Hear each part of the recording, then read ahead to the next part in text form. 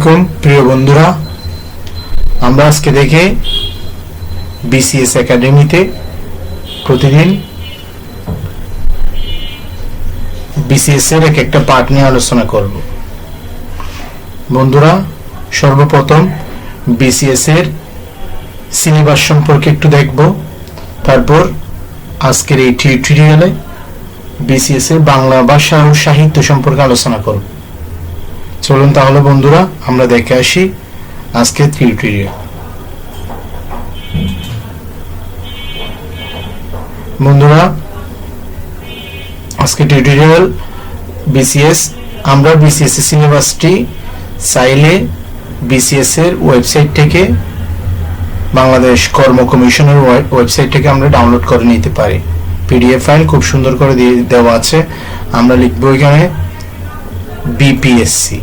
BPSC লিখে ক্রোমের মধ্যে search দিলে বিপিএসসি লিখে গুগল ক্রোমে সার্চ দিলে খুব সহজেই আমরা বিসিএস সিলেবাসটি ডাউনলোড হিসেবে পেয়ে যাব।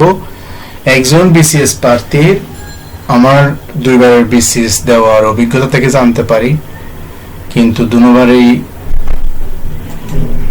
বললাম না,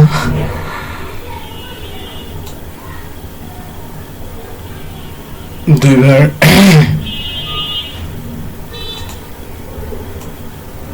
একজন বিসিএস প্রার্থী সিলেবাস নিয়ে পিডিএফটি যখন প্রিন্ট আউট করে পড়ালেখা করবে তখন একটু ভালো হয়।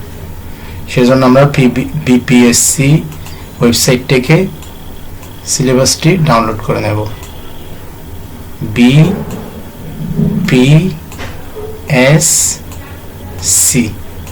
এই সিলেবাস, এই সাইটে গেলে আমরা সিলেবাসটি খুব সহজেই পেয়ে যাব।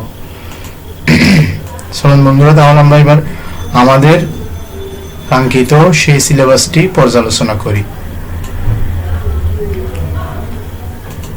প্রথমে দেখা আছে আমাদের মোট 200 নম্বরের প্রিলিমিনারিতে syllabus for BCS preliminary test.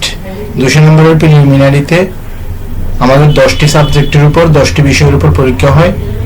1 নম্বরে দেওয়া আছে বাংলা ভাষা ও সাহিত্য। বাংলা ভাষা ও সাহিত্য হচ্ছে 1 নাম্বার।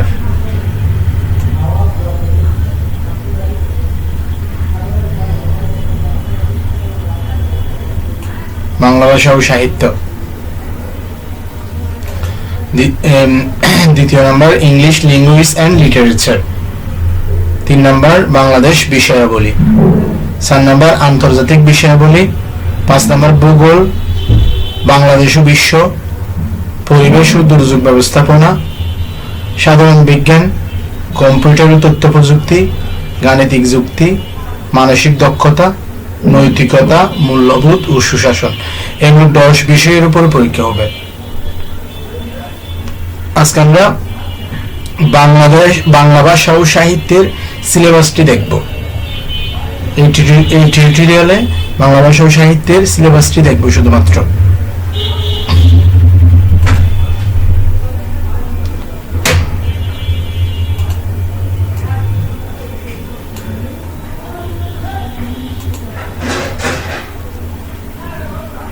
বাংলা ভাষা ও সাহিত্য পূর্ণমান 35।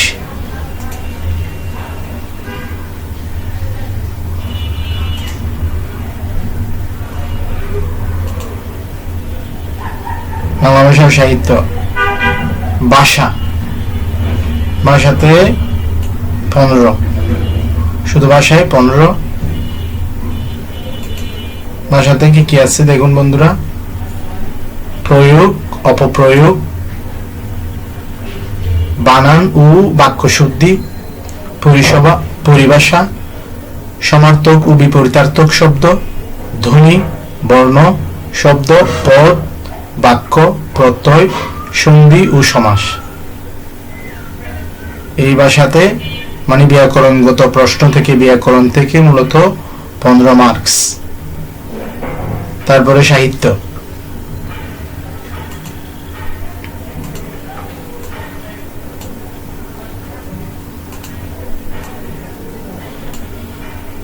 তারপরে সাহিত্যে প্রাচীন ও মধ্যযুগ।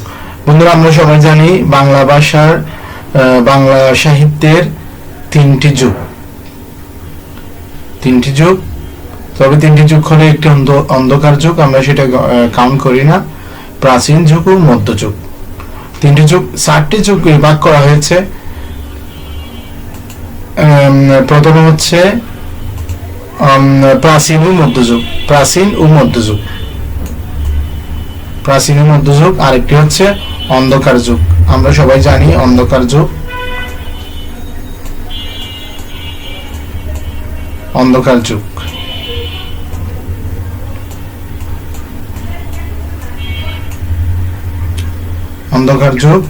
দেন হচ্ছে আমাদের আধুনিক যুগ।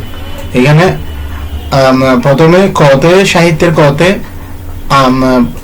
প্রাচীন যুগ ও মধ্যযুগ থেকে বলা হয়েছে 5, আর শুধুমাত্র আধুনিক যুগ বলতে 1800 থেকে বর্তমান পর্যন্ত এই সময় থেকে আসবে 15। বন্ধুরা, আজকে টিউটোরিয়াল এই পর্যন্ত। পরবর্তী টিউটোরিয়াল দেখার জন্য পরবর্তী টিউটোরিয়াল অবশ্যই আমাদের থাকবে পর্যায়ক্রমে দুইটা সাবজেক্ট থাকবে, English language and literature, Bangladesh বিষয়াবলী, দুটি সাবজেক্ট নিয়ে পরবর্তী টিউটোরিয়ালে দেখা হবে। এই পর্যন্ত, খোদা হাফেজ।